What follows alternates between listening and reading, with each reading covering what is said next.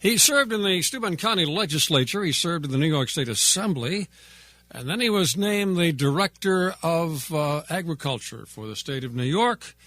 Some of you knew Don Davidsen as your family veterinarian. But we have him here as a political observer. And we're going to talk about the problems in Albany. It's time for the Newsmaker Show on News Talk AM 1480 WLEA. Here's Kevin Torres. Always a pleasure to have Don Davidsen in our microphones. Don, I'm going to let you go on a number of topics. I'm just going to throw out a couple of words here and there, but I have to start with an explanation of this one. You there? I'm here. I want to make sure you were there. All right. No, wait. Channel 10 WHEC in Rochester broke a story last week about private employees, lobbyists really, who are enjoying retirement benefits courtesy of the taxpayers. 100 people in New York who were lobbyists are now drawing state pensions, and there's 100 more getting ready to collect. You responsible for that? No, and I wouldn't approve of it if I were there. But this is a problem of folks being there too long and not being able to get along with what everyone else does and obey the rules. They're making the rules. You're seeing it at the state level. You're seeing it at the federal level. That it's almost like these people are divorced from the rest of the country, and I think people are getting tired of it. And I don't. What I hear on the TV is a mixed thing. That people are getting tired. Oh no, everything's okay. You know, we're not doing anything wrong. Can you prove you're not doing anything wrong? Well, we don't have to. Mm-hmm. Or we've legalized what we're doing wrong. Right. Yeah. We have a way, excuse me, of checking what stories people look at on our website. And the least interesting stories for the people who go to our website are state stories. And I think that's what those guys up in Albany or down in Albany, people around here say. I think that's what they count on, isn't it? Yeah, I think so. It's interesting. I was in the assembly when the elder Cuomo was there, and he was the most effective speaker I have ever known. We would go into the state of the state and listen to what he's going to spend, and he would be saying, we're going to decrease the budget by 10%, and going on and on. And you look at the budget, and you found out, well, it was actually 10% of the 20% that he increased already, and never once was there any sign that.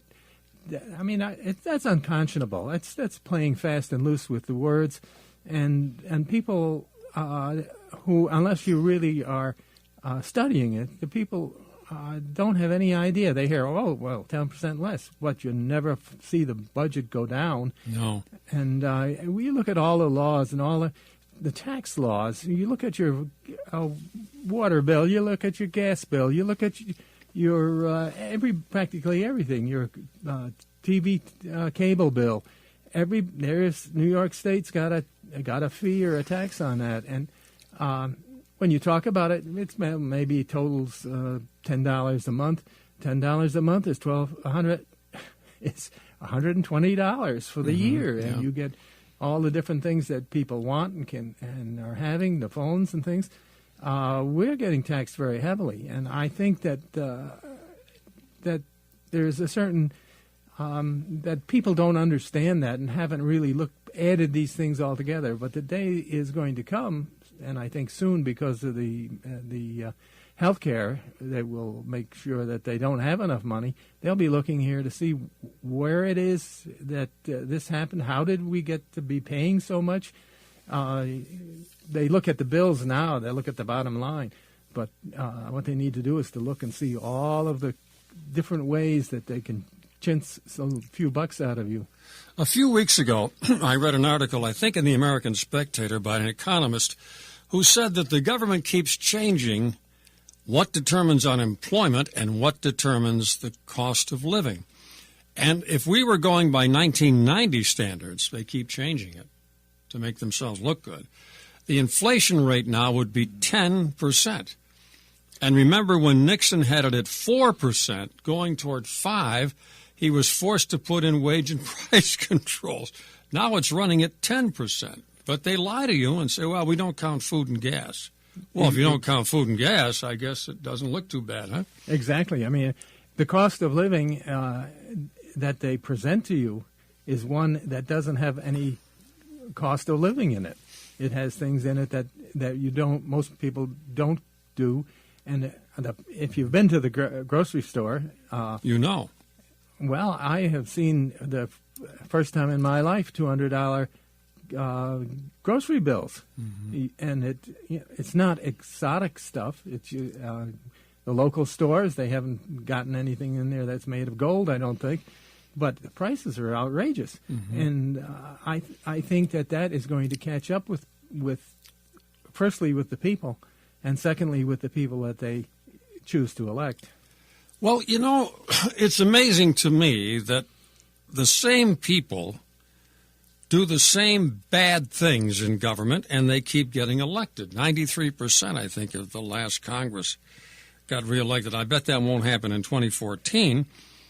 But still, folks just seem to trust their own people, and they send them right back up there, or down there, depending on which government you're talking about. Well, it's true. When I ran for the Assembly, I vowed that I would be out in 10 years. Actually, I was 9.5 years because I was appointed to Commissioner of Agriculture. But Amo and I both had the same thing. That Amo Houghton, former congressman. Yeah. Yes, and the Jeffersonian picture says that you have a career and you do your work, and then when you're done, you go to Washington or go to Albany or wherever, and stay there for no less or no more than 10 years or even less, and you are a citizen's representative. You are not there because that's where you're making your living. It's there where you're trying to help you not yourself, but your constituents, the people you live with.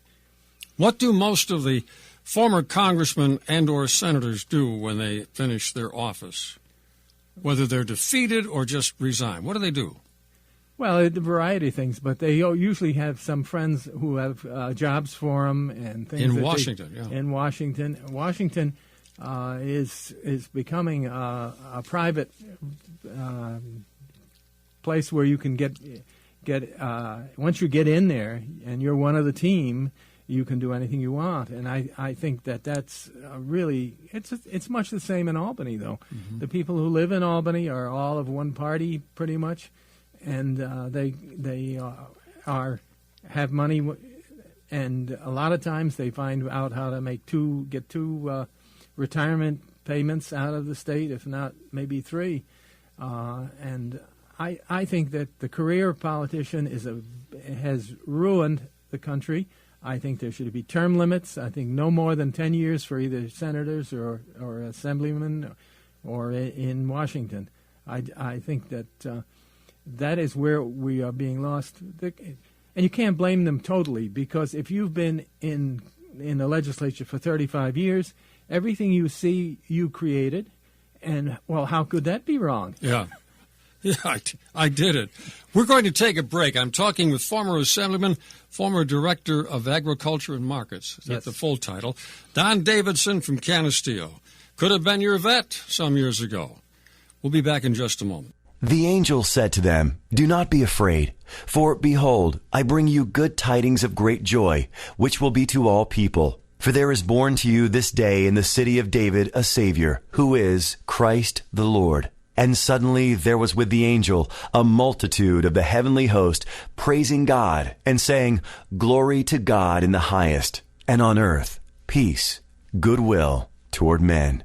Merry Christmas from the Ryan Agency. It's the Newsmaker Show with Kevin Doran on AM 1480 WLEA. Okay, I'm back with former Assemblyman, former Director of Agriculture and Markets, a guy who said he would go to the Assembly for 10 years, got out at 9.5, and then took another government job. But how long did you stay in that job? 3.5 years. Yeah, okay. Now, Don Davidsen, let me go back to these private citizens who are getting, talk about outrage, getting state retirement, which is generally pretty good. I mean, they make it up for themselves, right? A private organization, the New York State School Boards Association, it's essentially a lobbyist group, right?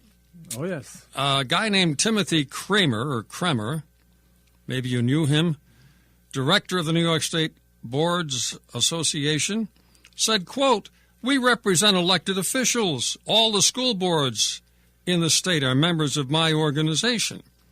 He's a lobbyist trying to get more money out of Albany for school districts and teachers. Here's another guy. Where'd he go? Stephen Acquiaro, I think it is. Do you know that name? No. Executive Director of the New York State Association of Counties.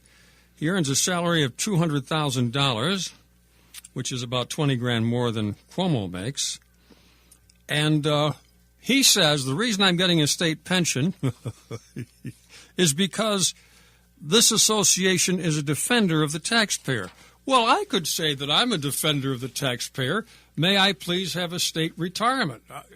Well, come on. I mean, is anyone paying it? Is anyone up there honest? Let's talk about it that way. You were there for 10 years. Are they all crooks, or are some of them really good people? Well, I don't know whether they're really crooks or they're just not noticed, but you're right. There are people who are dipping into the pie that shouldn't be. I actually worked for the state for 36 years because I did testing cattle and so forth to do that. I'm not trying to take your pension away from you. No, I'm telling that because people will bring that up anyway. Yeah. So 36 years was a long time. I enjoyed it. It wasn't full-time most of the time, but there, at least I worked up. I had a product when I was done that was done, especially with tuberculosis and brucellosis. Testing was just a hazard to the health of everyone. Yeah. But I think that there are buddies and people. I know one leader of, and he's a Republican who retired from his job in the legislature only to go on with another job in public relations or something state. And he had 2, maybe 3 state retirements. That happens in the city level, too. I think that's shameful. I think we have so many people who are poor that would love to work, and we have all these people who are taking up the jobs, and I think that's unconscionable. Let me just bring up a couple topics and get your quick reaction. Obamacare. Obamacare is a disaster, and I think I could do a whole program on that because I did study, went for 2 weeks to Great Britain and looked at their health care, and I took another 10-day trip to Quebec and looked at that. And I got to tell you, it's full of holes, and the thing that to me is the worst of all is the fact that they talk about these death panels they have. Well, Obamacare doesn't have a death panel. What they do is they just let you die. And I think that I could go on, but it's a... Well, they won't call them death panels. They call them the board of something or other. But that's really what they are. Absolutely. Sarah Palin got it right. Don Davidsen is ex-age. He's done well, but time for him to go. We got a 24-year-old gangbanger down here that really is sickly. Let's give the money to him. That's what they're going to do, folks. Don't ever doubt it.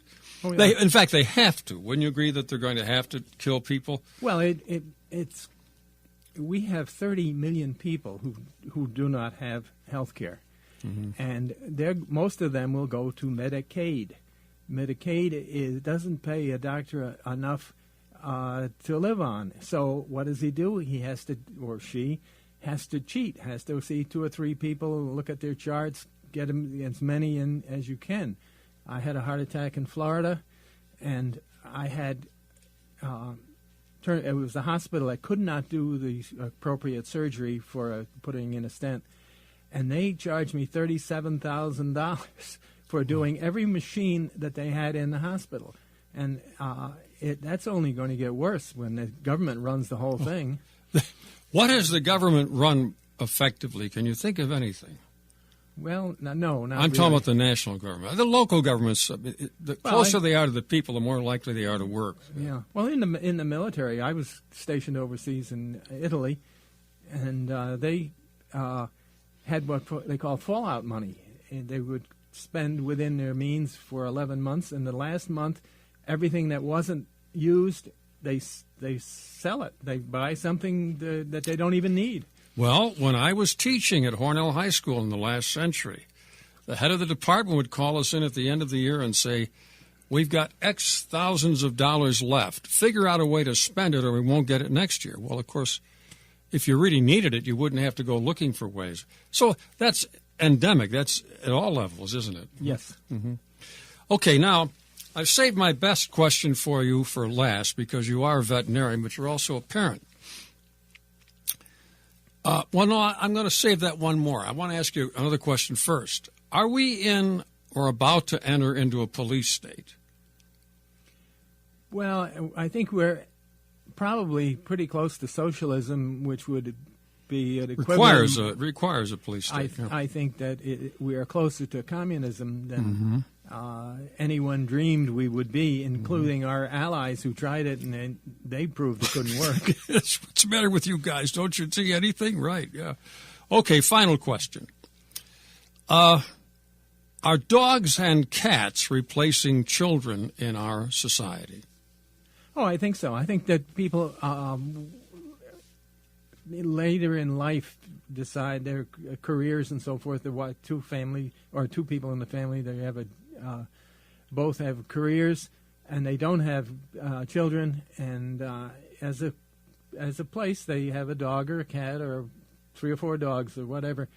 I think the birth rate probably has gone down considerably, at least for Caucasians. We are not replacing Americans anymore. I think it's 2.1 to replace your population. We're down at 1.5, I think, now. Yeah, people are. So I saw a gal on Fox News the other night. She's one of the few that's not a bleach blonde. That's how I remember her. And she does the weekend news. She's a weekend anchorette. And she showed a picture of her 2 dogs, potentially mangy old things, but they were cute little things, you know. She said, "These are my kids." Really? Those are her kids. Well,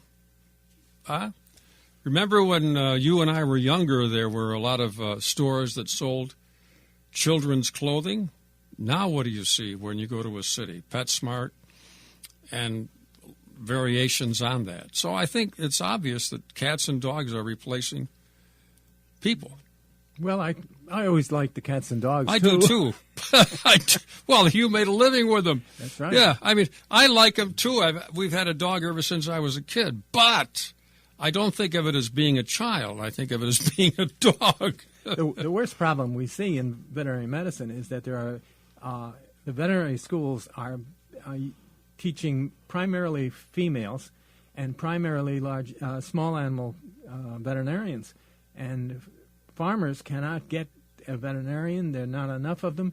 And if there was to be a attack from someone who spread disease among the animals, we would be in really tough shape, firstly, not knowing what it looks like, and secondly, not having anyone to help. Well, there's something more to worry about. Don Davidsen, it's always great talking with you. You've had a lot of wisdom, and I appreciate you sharing it with us. Thank you. Fun to be here. Don Davidsen of Canisteo, our guest today on the Newsmaker program. Now stay tuned for more news.